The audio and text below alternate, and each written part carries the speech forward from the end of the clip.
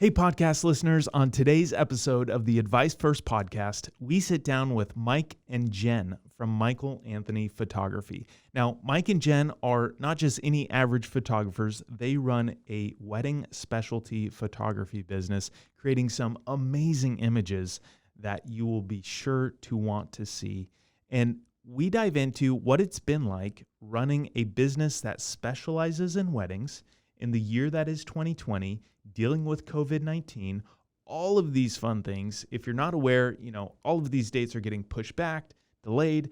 And so how do you run a business when there's no weddings happening? And so Michael dives into what he's been doing to not just survive, but thrive in the year that is 2020. Michael and Jen also go through and help us understand what it's like being married and running a very demanding business together. And last, and probably one of my favorite points is, at some point in their lives, they had to pivot careers to get into the business that they're in now. And they dive into what that was like, how scary that was, and what they would do differently knowing what they know today. So I think you'll enjoy this episode. In fact, I know you'll enjoy this episode, and I hope you do. Would love to hear it. Enjoy.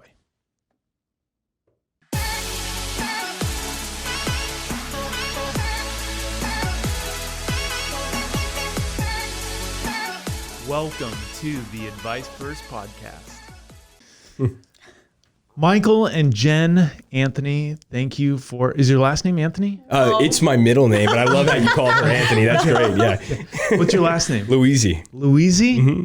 That's not Italian. No, not at all. Come on. Double Z. Dead giveaway.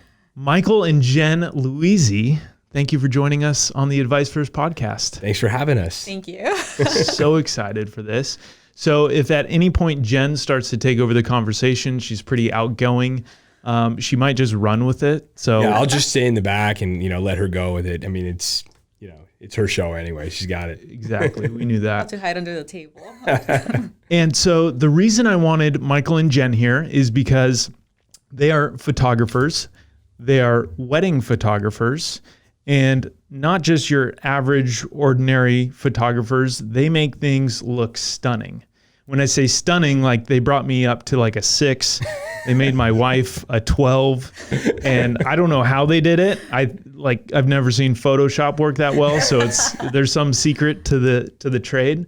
But I wanted to have you both in here because, especially following the pandemic, like weddings just went bust, right? Mm-hmm. And so there's so many things that we can talk about. So I guess first and foremost, I am curious, what was the natural draw to photography?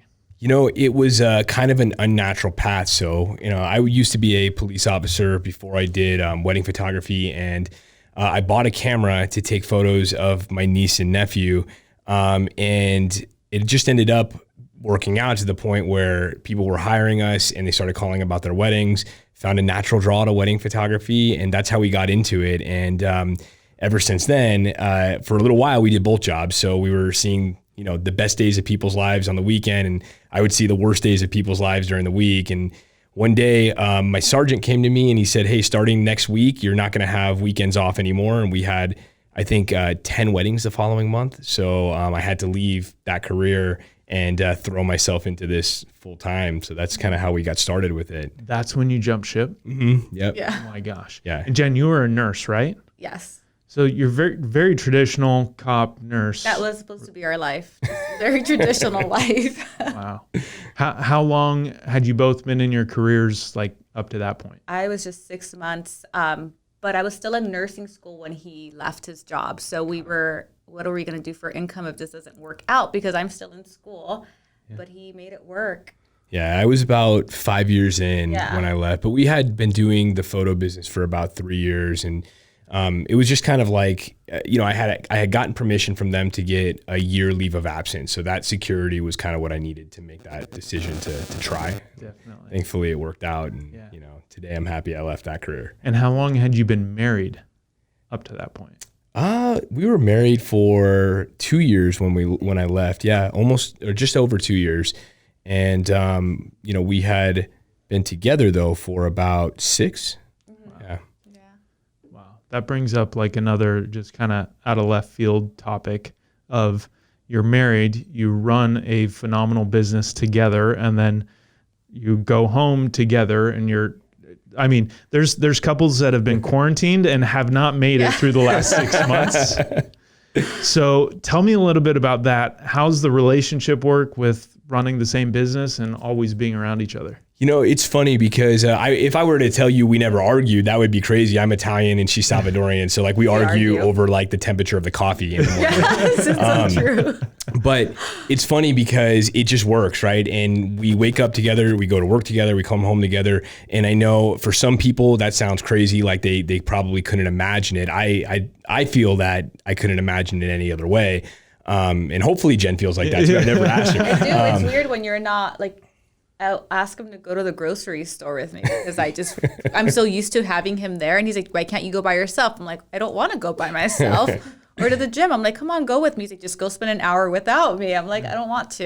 You know, it's more challenging, I would say, to work together than it is to like just spend all that time together, right? Because when you're working together, you have to have kind of like separation of responsibilities. I think that's the most important thing. So, you know, we made a deal a couple years back that, you know, she was in charge of X, Y, and Z. I was in charge of, you know, A, B, and C. And we don't go into each other's territory. And that's kind of the biggest thing that we did that tends to, you know, make it easier to work together. We don't step on each other's toes or. Yeah. I love that. That's a really smart play. Absolutely. Yeah, because she would have strangled me. 100, Well, she still does, Yeah. but that's awesome. And you just naturally gravitated towards those roles and what you're good at? Yeah, and kind of, so I love in our business sales and marketing. That's something that, you know, I think I almost like that these days more than just the photography aspect itself, or at least as much. And Jen has been really good working with our team and our employees, and then helping me stylize our shoots together, making sure that all of our post-production is, you know, on time. Just things where I wasn't good at, right? Like making sure that I was organized, planning stuff ahead. I like to just kind of do things, and Jen likes to plan them out ahead of time. So that's Mike where can show up and it's ready for him to do it. Yeah, and then then things work out great, because if I have to plan stuff ahead of time, it gets ugly pretty fast. Yes, absolutely. I can relate. So for the listeners, we have a post-wedding shoot coming up in December, and for me, I don't know what I'm having for dinner tonight, but my wife has my outfit picked out for the shoot that's 3 months away. So yeah, I understand, and thank God she keeps me organized. Yes. So 100%. Okay, so you mentioned having employees, and like I want listeners to understand the caliber of business that you do. It's not like, oh, we do a couple weddings a month. Like, how many weddings going into 2020 before Corona? How many weddings were you booked for? So the average wedding studio does about 20 weddings per year. Our studio is a volume studio. We have a team of photographers, and we manage about 150 weddings per year and about 200 portrait shoots. So it's a busy wedding photography studio. And, you know, obviously every bride and groom, we have a relationship with them, sometimes for up to a year, maybe a little bit longer. So there's a lot of organization that has to happen around their weddings, and making sure that, you know, things are, you know, deadlines are made on time and stuff like that. So wedding photography in general can be a very rewarding genre of photography. It could also be a very challenging one. That's why there's a lot of photographers who are polarized about it. But, you know, I tend to like the challenge of kind of, you know, capturing moments. You have one chance to do it right. And I think that, you know, a lot of our team feels the same way as well. Yeah, absolutely. Jen, I think it's good with you being in the business, because you especially can relate to how that bride's feeling on that day. Yes. Right. And it's like everything is pins and needles. It's like so important to that bride. And I just put myself in their shoes, and I try to tell our team that a lot of them haven't gotten married, but just remember that this is their most important day of their lives leading up to now. So just try to take care of them and put yourself in their shoes. Yep. Yeah. And, you know, we have a framework that we teach photographers. We call it our Elevate framework. And it's a framework to develop relationships and to be able to, to sell to them as well too. And the first step of that acronym is empathy. And you have to have empathy, especially if you're a wedding photographer, because, to us, a lot of times we do it every weekend. It's something we do, we're used to it, but to that bride, it's like the biggest day of their life. So you have to always remember that and, treat it like that as such. Even when something seems like it's an easy problem to solve, to them, a lot of times they overthink small things, and we have to understand that, and then we can help them solve those problems a lot better. Absolutely.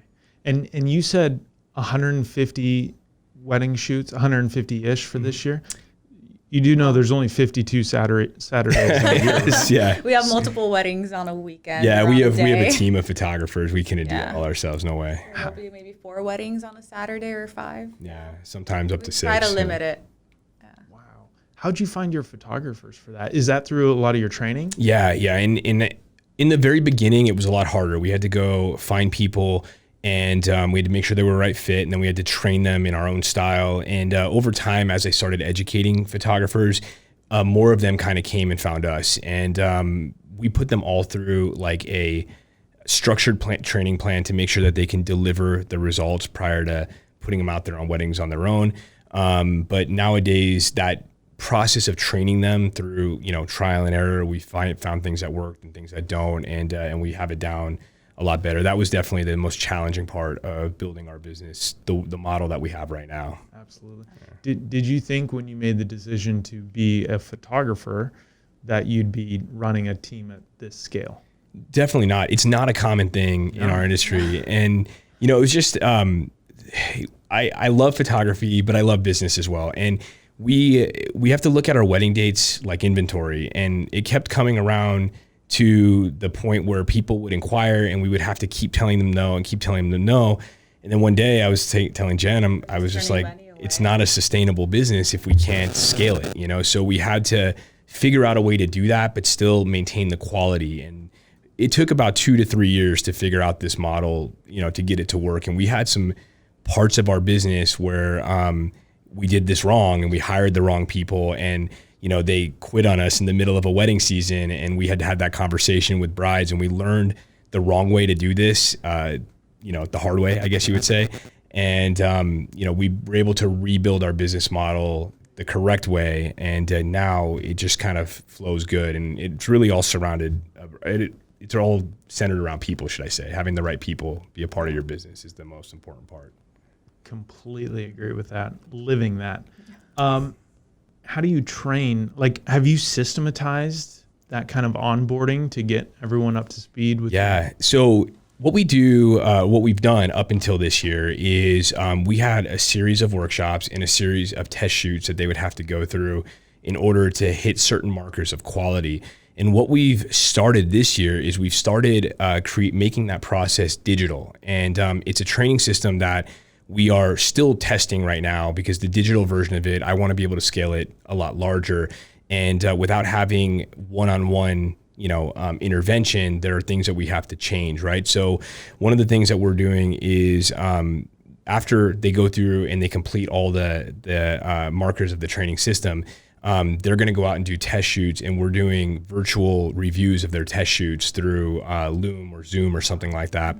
And once they do that shoot, we'll send them the review, and then we continue to refine their process. And we found that once they pass through that systematized training in the beginning, the amount of review shoots are really just meant to tweak what they're doing. And we'll give away portrait sessions to potential brides and grooms in order to get our photographers out there to train. So the people aren't paying for those shoots.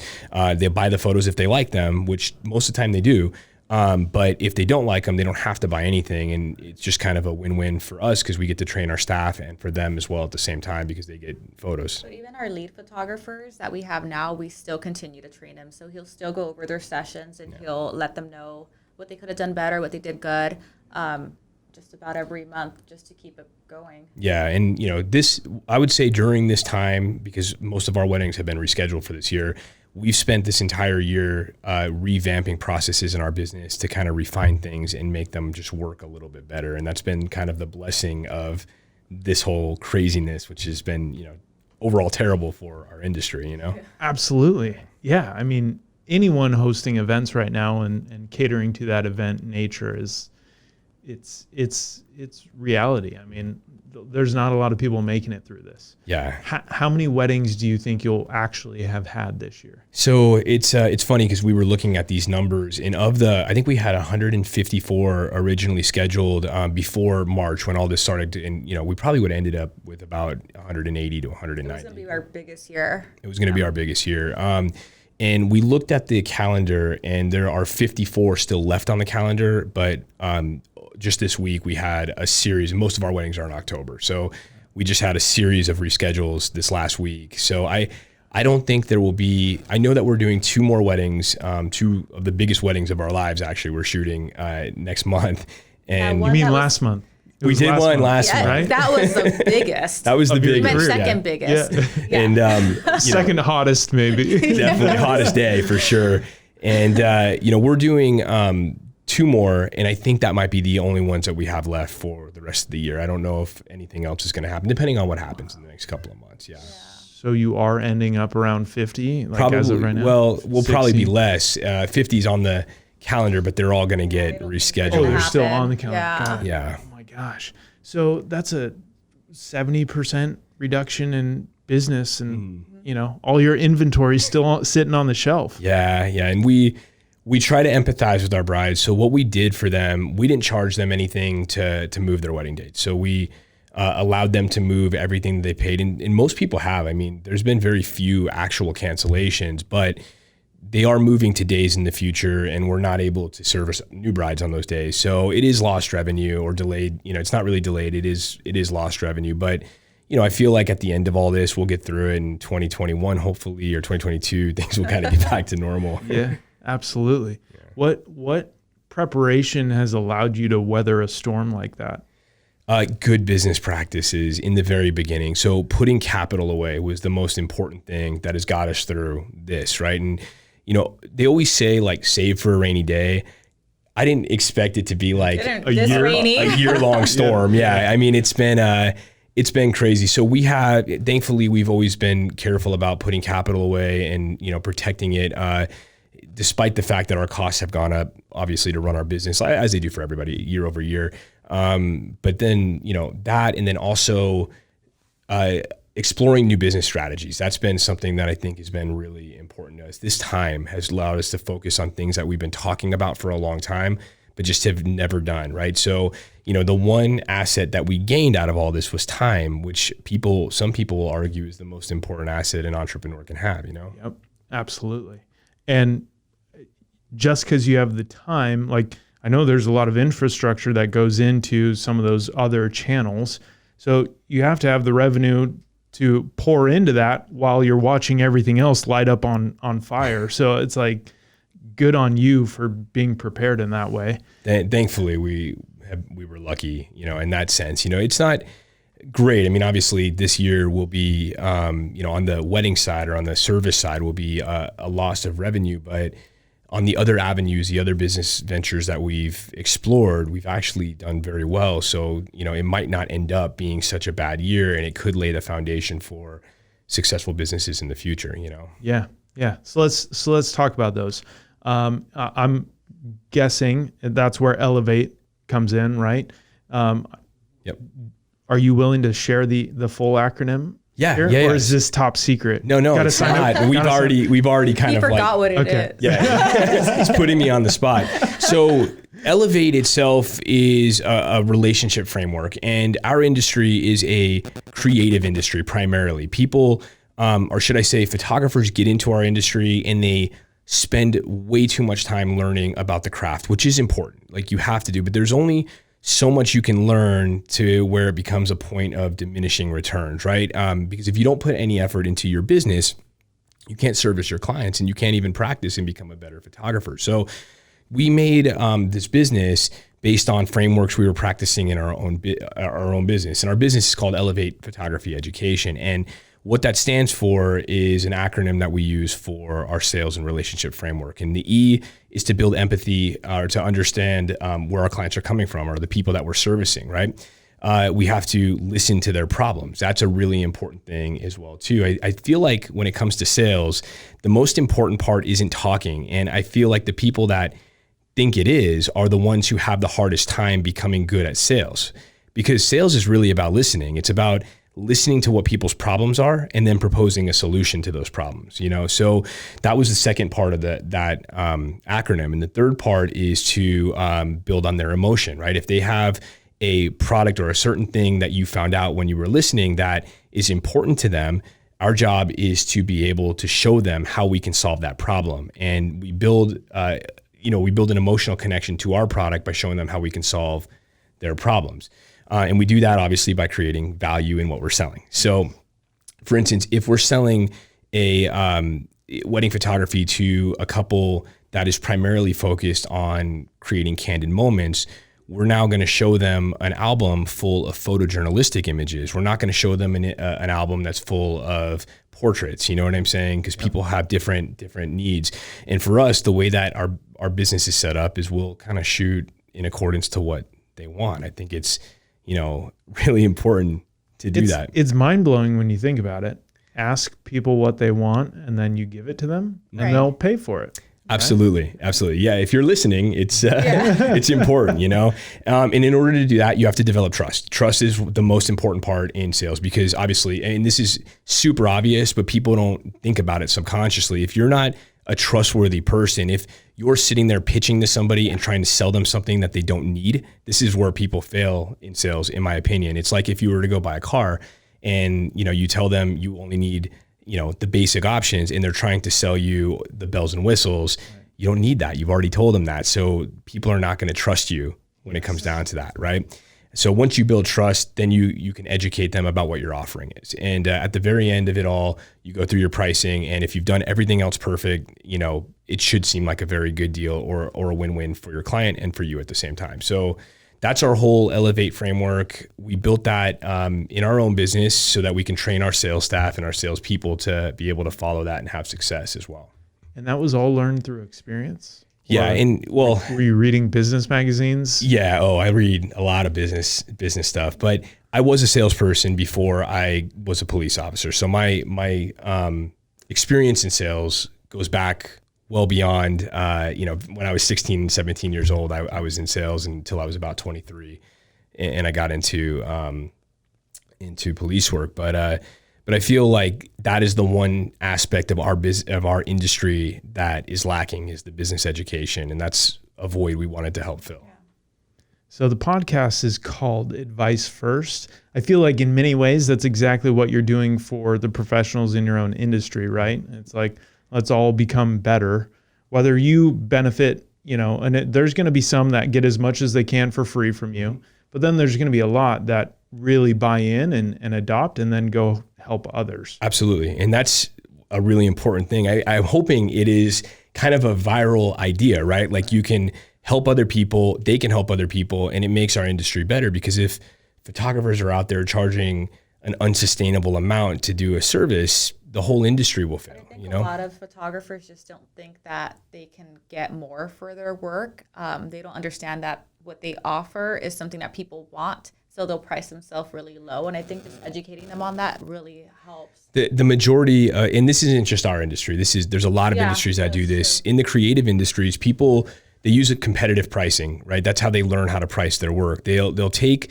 their work, and what they do is they'll find the competitors in their area, and they'll see what they're charging. And then what they do is they formulate their pricing based on their perception of the value of their work combined or up against the perception of the value of the competitors who've been doing it for a long time. And generally that's lower, and that creates a race to the bottom. Whereas, anybody who's been in business, that you have cost of doing business, and you have to calculate that number to calculate your pricing correctly. And that's where a lot of people, I think, fail early on, or they don't know how to do that. So these are like little things that we try to touch on. We try to teach photographers early in their careers, because it could help them be successful long-term.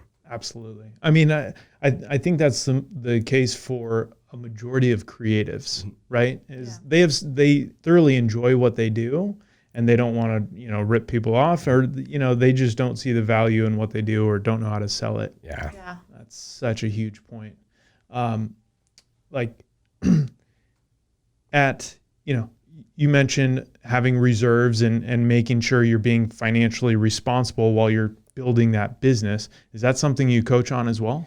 Yes. Yeah. We do that with all of our members. We try to talk to them about, again, when it comes to your pricing, understanding your true cost of doing business and being able to store money or have capital for things, it goes a long way. If you're not charging a lot, what do you do when your camera breaks, right? Like you need to factor those costs into your business when you're pricing your work, and showing people kind of how to sell. And it's not how to sell, it's really how to offer value. Because if I say I'm going to charge, 3 times as much as the average photographer, but I'm not going to give 3 times the value, we're going to be not successful, right?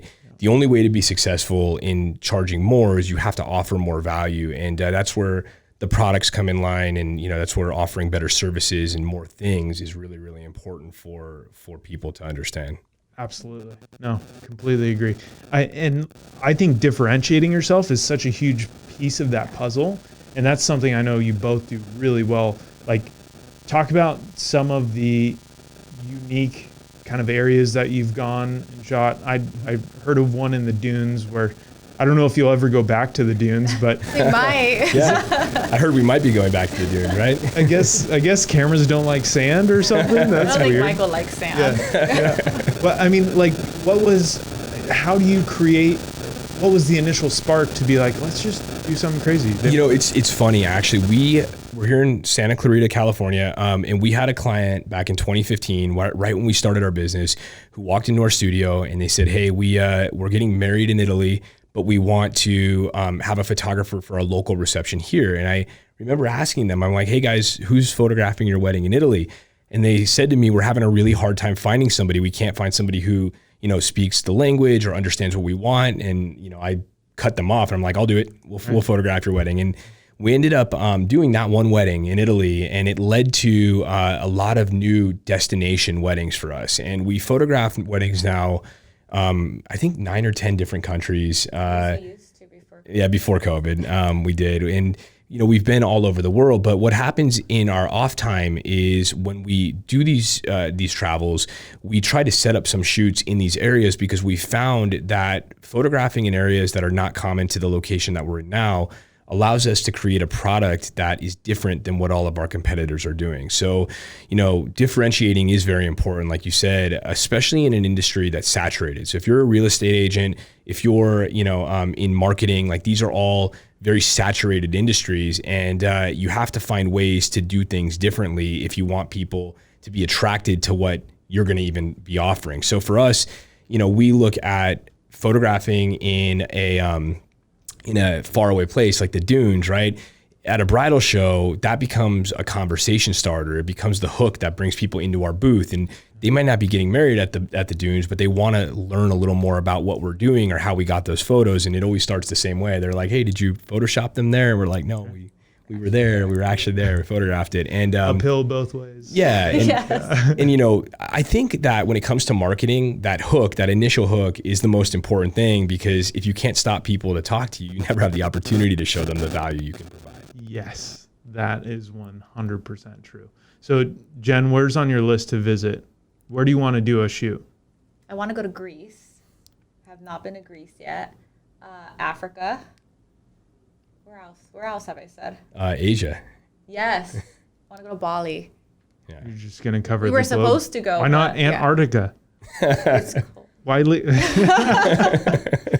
So if you're an international listener and you need a photographer, an amazing photographer for your wedding or venue or event, do you do all events? Weddings primarily. We do all events, Yeah. but weddings are kind of the We will main do thing. any event in Bali. Yeah. Yeah. You get to see probably the coolest photo move that has nothing to do with the camera, but actually like putting motion behind still things. I believe it's called the flip and tuck. I don't know. I think Somebody named it that. I'm not sure. It kind of stuck. I know for sure on the video version of this, we'll plug an image of what exactly that is. It's all in the arm. It's all in the arm? Yeah. Oh, that seems basic. No, it's not. Really? Yeah, So it's not. Jen teaches classes on the Yeah. flip and tuck. Some people people just throw it too hard. They swing their arm too far. Rip the veil out. You got to be graceful. Yeah. Yes. And if you're listening, what we're talking about is Jen is known for being able to get a dress or whatever material they're working, or smoke bombs, I found out, and just like throw them up, and then the photos are snapped and taken, and it just looks like magical. So you look at these photos, and that's the shock factor, right? It's like, how did you get the dress to do that? Yeah, it's, Jen. And he has what got it.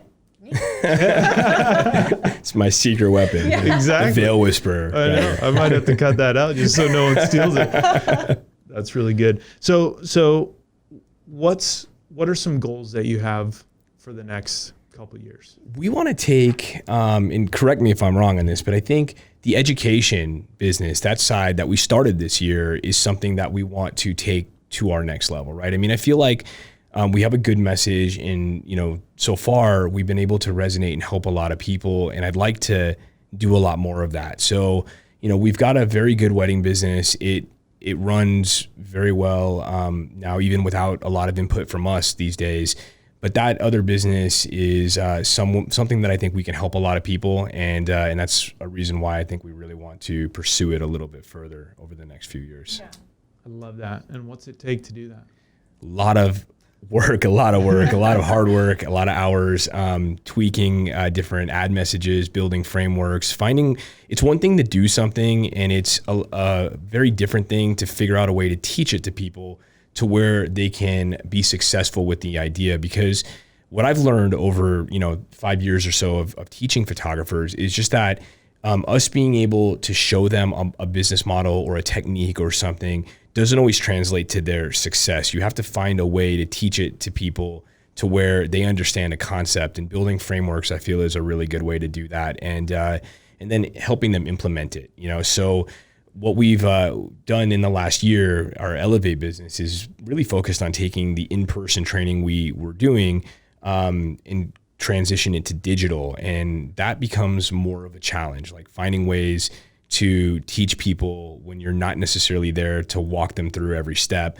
We've been working through that and finding ways to do it, and it's been working out. So I'm hoping that, with a lot more work than we're already doing, we can be super successful with it. Absolutely. Is it like one course that's going to launch and only one, or do you have multiple? Yeah. Okay. So we've launched some very basic courses right now, like editing, or very niche topics like email marketing. And we're working on some broader, more desirable courses that are going to focus on things like wedding photography or lighting. And those topics are a lot more work. They're a lot more in depth because they're a lot broader topics. And those are the ones I feel are going to be the most beneficial for people. Interesting. Jen, what's your input on these courses? Just making sure Michael stays alive while he's working? Lots of caffeine for Mike. Yeah. Jen's actually the producer, so she's producing all of I just plan everything for him so that he can go in there and just write his script and get it done. Yeah. She's putting together the models, the locations. She's planning the shoot days. We've got a video person who does all the cutting and the editing. Jen's there making sure that all the pieces are where they need to be on our shoot days. So because we have a very tight schedule for our releases, we have to be disciplined, because the creatives in the business, we're not, right? So Jen, we have to have the schedule like tight and make sure that we stick to it and hold each other accountable. Yeah, she's got project management. She's got a project management for each course. I guess you would call it like a draw board or a drawing board. Yeah. And it looks like a maze. Like I can't even read it. I would need a legend to decipher it. But she knows what it is, and what days things have to be done and what we need to produce each shoot. All I need to do is show up with my script and my training material, and we can make it work that That's day. awesome. Amber, you taking notes? That is so good. It takes a village, right? And just because you're on the main stage, like, you did not get there by yourself. So Absolutely not. Yeah, we have a lot of help, and we're grateful for that too. Yeah. So my last question would be for each of you, knowing what you know now, in the position that you are in now, would you still have gone through some of the other non-photo industries that led you to where you are today? Like what would you change about that path of getting to where you're at right now? So yeah, I wouldn't change anything because I feel like every experience that we have kind of puts us to where we are in a lot of cases. I would say that if I were starting in this industry all over again, I would learn a little more about goals and planning prior to starting, because I think you underestimate how hard it is to be successful at anything. You learn along the way, and it takes a lot of failure to learn what it takes to be successful. And, at the same time, while nobody wants to fail, it is kind of necessary. But by learning and planning and learning from established businesses, I think that's the quickest way to find success, as opposed to trying to figure everything out yourself, Boom. you nailed that. I mean, complete. Something I always say is failure doesn't mean you're not succeeding. It means you're working towards your success. Like it's required. Yep. And if you want to figure out how to do anything, you model the people already doing it. Absolutely. Yeah, and that's one of the things that I wish that I would have learned early, is find what they're doing, learn from them, and model what they're doing. And, obviously it's a recipe, so it should be successful if you do it correctly. Yes, exactly. All right. How can listeners find you and what you're doing? So if you are a photographer, you would go to elevateyourphotography.com. And if you need photography, you would go to michaelanthonyphotography.com. And that's where both our sites are, and you can find all our contact info there. I love it. And if you just want to get a taste of what they're up to and their specialty and their craft, you can find them on social channels. I believe everything's at Michael Anthony. Yes, at Michael Anthony Photography for our Instagram. That's kind of where we connect with people. So even if you're not a photographer, go check those out. You will be blown away, and you might be the one taking them to their next international shoot. I hope so. I love it. Michael and Jen, thank you so much for being here. Thank you. Thank you for having us. A lot of fun. Take care. Nice.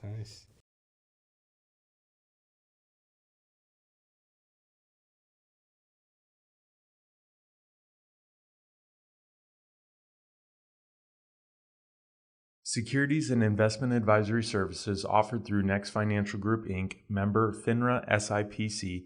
Prosperitas Financial is not an affiliate of Next Financial Group, Inc. This material is not intended as an offer or solicitation for the purchase of sale of any security or other financial instrument. Past performance does not guarantee future performance. All the views expressed are those of Robert Clark and Prosperitas Financial, and not of those of Next Financial Group, Inc. Next does not offer tax or legal advice. The S&P 500 is a market cap weighted index composed of common stocks of 500 leading companies in the leading industries of the U.S. economy. The Dow Jones Industrial Average is a price weighted index of 30 actively traded blue chip stocks.